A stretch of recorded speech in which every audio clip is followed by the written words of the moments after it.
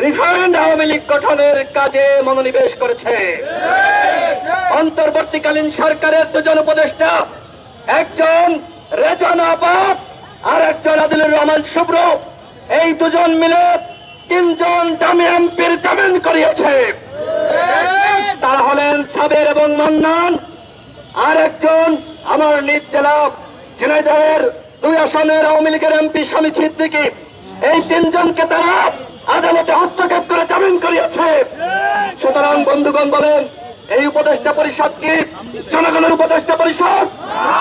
এই উপদেষ্টা পরিষদ আজকে আওয়ামী লীগের কাজ করছে। প্রধান উপদেষ্টার উপরে আমাদের শ্রদ্ধা আছে, আমাদের ভালোবাসা আছে, ভক্তি আছে।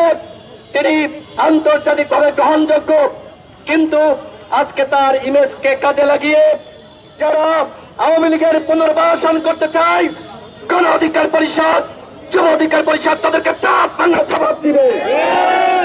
আমরা আজকে আমরা এই স্বরাষ্ট্র উপদেষ্টার পদত্যাগের দাবিতে স্বরাষ্ট্র মন্ত্রণালয়ের অভিমুখে আমরা যাত্রা শুরু করব।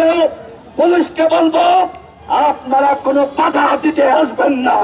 আগামী 48 ঘন্টার মধ্যে স্বরাষ্ট্র উপদেষ্টার পদত্যাগ করতে হবে। প্রধান উপদেষ্টার গ্রিন সিগন্যাল ছাড়া কোনোভাবেই দামি রাষ্ট্রপতি আব্দুল হামিদ দেশ ছেড়ে পালাতে পারেনি।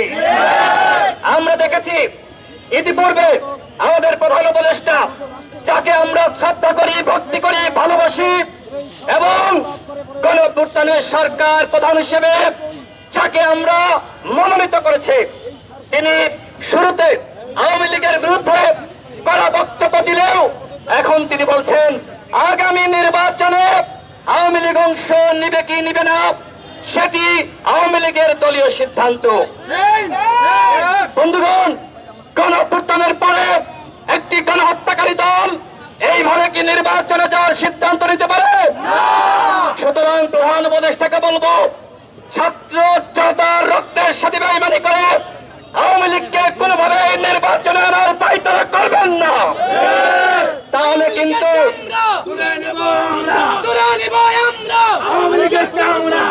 যদি এই রক্তের সাথে বেইমানি করে আওয়ামী লীগকে নির্বাচনে আনার পায়তারা করেন, তাহলে কোন উপদেষ্টা গদিতে থাকতে পারবেন না।